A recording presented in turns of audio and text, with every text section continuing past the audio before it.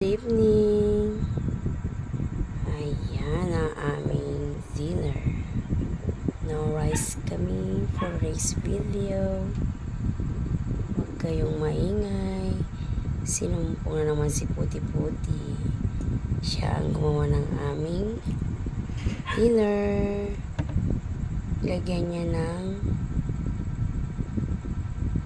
flex in oil, egg, tapos nilagyan daw niya ng konting asin. Ayan. Egg, flex in oil na tuna. Yan ang magiging dinner namin. No rice. O diba? May patusok-tusok pa siyang nalalaman. O ayan. O ang loob niya. Egg, flex in oil, tuna na with asin konti daw. Tapos yung bread ng what do you call this one? Bread ng kubos.